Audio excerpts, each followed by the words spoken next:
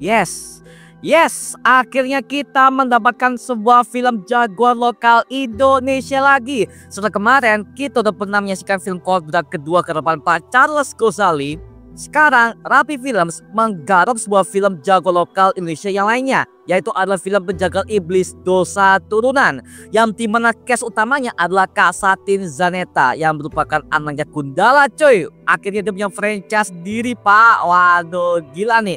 Tapi kira-kira seperti apa hasilnya? Yuk kita bahas. So Mario Booster, let's review this movie.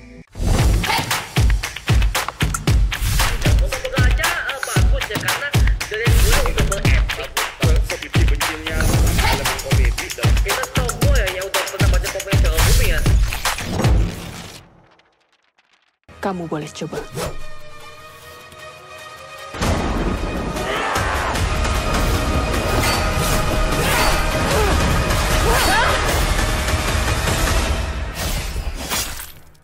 Oke, Penjagal Iblis Dosa Turunan. Gua pikir ya, ini film tuh cuma sebagai film horor biasa dengan kas-kas yang gore, brutal, sadis, yang bisa ngomong sebagai film horor biasa lah ya. Tapi tiba-tiba di grup ya kita, di grup Mori Booster ya, Bang Onta jagoan kancil langsung ngomong ke gua, "Mar, lu wajib nonton film ini pak." Karena apa? Lagi-lagi ini adalah film tema jago lokal dan juga cukup punya potensi. Nah, pas gua ketika nonton promosinya, teasernya, trailernya, final trailernya, bahkan sampai berbagai macam postingan IG mereka, cukup meyakinkan ya sebagai film jagoan lokal Indonesia ya, yang bertemakan brutal, sadis, bahkan pemburuan hantu di mana-mana, yang dimana temanya hampir sama seperti Kimetsu no Yaiba yang merupakan film anime yang bertemakan perburuan iblis di Jepang ya. Tapi kalau di sini kan adalah sebuah film perburuan iblis di Indonesia. Jadi dalam segi konsep, tema, bahkan semua nuansanya seperti lokal punya pak, seperti itu. Dan kesan pertamaku adalah film ini berhasil membuat gue sebagai fans cukup suka bagaimana hasilnya, bagaimana temanya, bagaimana universe lore yang dibangun, dan juga bagaimana skrip yang ada pada film itu semuanya cukup meyakinkan dan juga cukup keren dalam segi antagonisnya, protagonis, titik masalahnya, serta semua editingnya dan juga soundnya pak. Gue suka soundnya yang dimana sepertinya dari pihak PH itu akhirnya mereka tuh udah berusaha untuk memberikan sebuah sound yang begitu epic dan juga begitu menggelegar. Karena yang gue perhatikan adalah di setiap scene adegan bertarungnya, actionnya, jalan di mana-mana, ketika ada sound seperti itu soundnya itu enak banget pak, dan juga deep, sangat deep banget. Jadi sepertinya dari pihak komposer musiknya mereka tuh berusaha untuk memberikan sebuah adegan sound yang jauh lebih dalam dan juga begitu enak buat didengar pak, seperti itu ya. Meskipun ada jump scare, meskipun ada berbagai macam adegan yang ada cipratan darah, dan juga ada adegan pedang, itu literally suaranya enak banget buat didengar pak, dan juga nggak terlalu kenceng. Artinya apa? Artinya soundnya berhasil buat gue sebagai penonton terhibur mendengarkannya, seperti itu ya. Kemudian nextnya aku membahas mengenai Kak Satin Zaneta. Wah, gue gak nyangka di film ini dia bakal bersinar pak. Jujur aja ya, Kak Satin itu udah mulai berkarir di filmnya Virgo and the Sparklings sebagai tokoh utamanya ya. Dan tiba-tiba dia itu diberikan sebuah peran yang jauh lebih vital dan juga jauh lebih utama di film Penjagal Iblis Dosa Turunan yang satu ini. Yang dimana which is hasilnya cukup memuaskan dalam segi bentuk karakternya, lore-nya bagaimana, dan juga bagaimana bentuk originsnya. Yang dimana pas gua tonton itu ada sebuah visual pewayangan dan juga ciri khas seperti kayak jago lokal, dan gue suka. Artinya apa? Artinya gue mendapatkan sebuah film jago lokal yang jauh lebih proper dan juga membuat gue callback kepada zaman-zamannya Bumi Langit dulu pak. Ya dimana kita tahu ya di BCU kemarin tuh ada Gundala, Sri Asi, Virgo and the Sparklings, Aquanus, Godam, Tira. Aduh, itu sebuah film jago lokal yang udah lama gak gue dapatkan di tahun ini ya. Karena lagi main BCU udah tamat ya. Gue gak tahu ya karena gak ada informasi apa-apa, gak ada update apa-apa, gak ada project apa, kayak gak ada pak, kosong aja pak. Jadi ya gue nggak tahu nih mereka ini bakal udah kelar kah atau bagaimana. Dari Bang Jo kan juga nggak jelas gitu loh. Makanya yang seperti yang gue katakan adalah di film ini akhirnya memberikan sebuah penghiburan yang besar untuk film yang bertemakan seperti jagoan yang sangat-sangat fiksi banget. Itu gue suka men, seperti itu. Satu. Kedua adalah konfliknya pak. Konfliknya sangat rutin banget dan juga bagaimana pengembangan lore ceritanya, universe-nya seperti apa, dan juga cukup oke. Tapi lagi-lagi pak, yang gua rasakan adalah pembangunannya kurang tajam. Oke, bagus, cuma kurang tajam. Oke, jadi ya sepertinya dari pihak penulis skripnya dan juga sutradaranya mungkin mereka masih mencoba nih apakah film ini bisa untung atau enggak, karena lagi-lagi men, film jago lokal di Indonesia ini memang sangat sedikit peminatnya. Maaf ya, kalau kita udah ukur dalam segi film Bumi Langit kayak Gundala, Sri Asih, Virgo, lama-lama men makin turun, makin turun. Jadi semua investor juga makin mikir nih, apakah bakal laku di Indonesia. Tapi ternyata sepertinya kita tuh butuh sebuah pembangunan, karena lagi-lagi men, yang namanya sebuah market baru ya, kita butuh sebuah penggerak. Dan gua cukup paham bagaimanakah permasalahan itu terjadi di film jago lokal kita di Indonesia ya. Maka dari itu ya gua sebagai penonton juga masih oke lah ya, karena ini masih awal-awal dan juga mereka masih membangun sebuah universe-nya dan juga masih mencari market yang ada kan. Jadi ya well, mereka masih nyoba lah seperti itu. Jadi so ya semoga aja mengenai film Penjagal Iblis Dosa Turunan ini bisa memberikan tampaknya bagus, dan juga semua para investornya dan juga PH-PH bisa memberikan tema superhero ke negara kita di Indonesia yang satu ini cuy. Karena lagi-lagi men, untuk fansnya juga udah banyak banget. Dari Bumi Langit ada, Satria Dewa udah ada, bahkan dari kemarin tuh Kodrat First udah ada juga kan. Makanya artinya apa? Artinya fans-fans superhero di Indonesia itu banyak. Cuma lagi-lagi karena nggak ada PH yang mau membuatkannya karena takut rugi, jadi ya mereka tuh kayak udah nggak mau bikin. Jadi ya agak sulit sih Pak ya mengakhiri semua ini.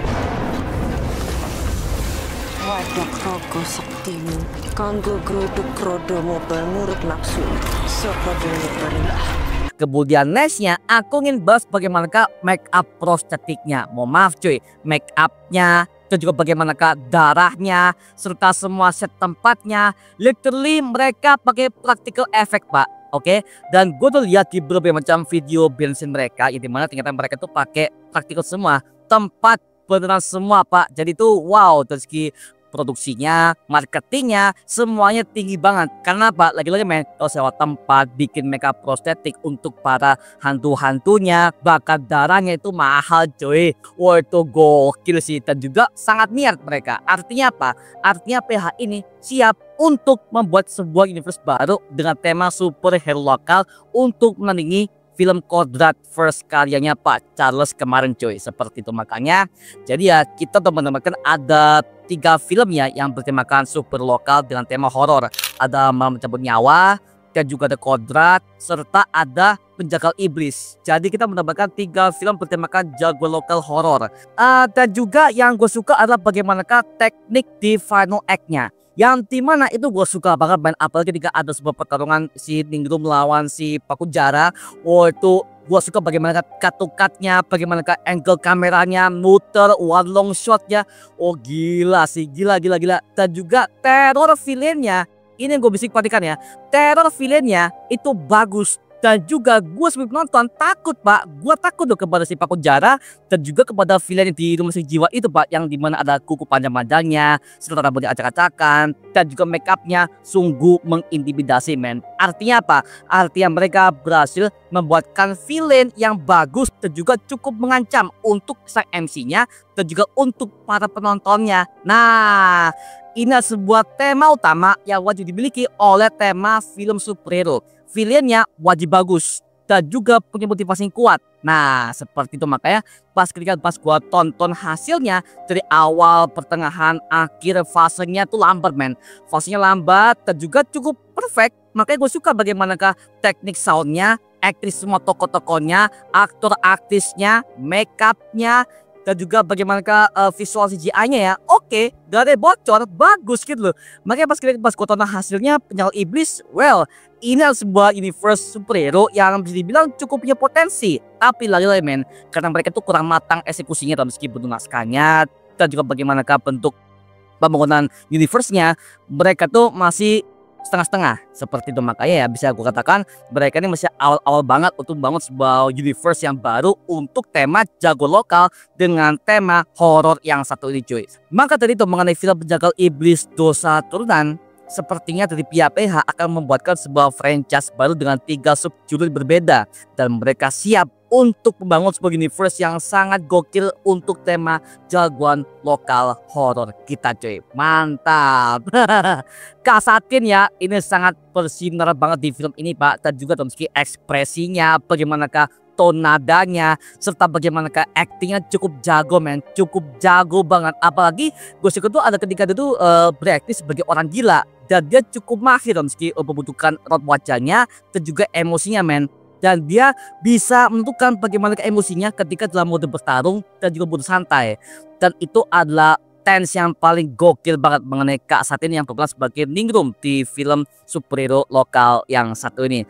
Dan gue sebagai penonton cukup suka bagaimana actingnya, performanya dia sebagai orang gila dan juga sebagai petarung yang handal di rumah sakit jiwa tersebut ya, seperti itu. Tapi lagi-lagi ada beberapa tokoh yang gue kurang suka di film ini. Yang pertama itu adalah polisinya pak. Polisinya itu aduh, actingnya nggak bisa acting pak, maaf ya untuk aktor polisinya dan juga aktor jurnalisnya, mohon maaf banget, actingnya kacau men, kacau.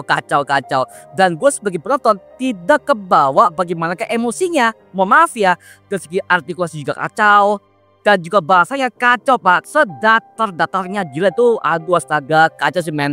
Padahal mereka itu adalah sebuah tokoh di film ini yang bisa membawakan sebuah vibe yang jauh lebih intens. Tapi karena mereka tuh skripnya agak gimana ya, jadi ketika mereka tampil di film ini juga agak kurang bawa sebuah vibe yang bagus gitu loh. Aduh nggak bisa acting bahkan meski raut wajahnya nggak ada ekspresi ya, nggak ada ekspresi, kosong aja ya elah. Tapi lagi-lagi men, mengenai film Penjagal Iblis ini yang paling bersinar cuman Kak Satin doang pak, sama Bapak Kiki Narendra di film ini. Meskipun tampilan cukup singkat ya, tapi meski ketika dia muncul di film ini juga cukup membawa sebuah hasil yang begitu maksimal. Tapi mohon maaf untuk aktor-aktor protagonisnya dan juga bagaimana tokoh-tokoh sekundernya, mereka kayak seolah kayak tokoh-tokoh yang sampingan banget dan juga kurang bersinar. Oke, jadi ya bisa gue katakan film ini hampir nyaris berhasil ya. Mohon maaf nih karena lagi-lagi dari eksekusinya juga setengah-setengah, tapi dari segi skrip juga bagus. Cuma lagi-lagi karena mereka masih awal-awal ya, lagi-lagi ya mereka masih awal dan mereka tuh masih mencari market mengenai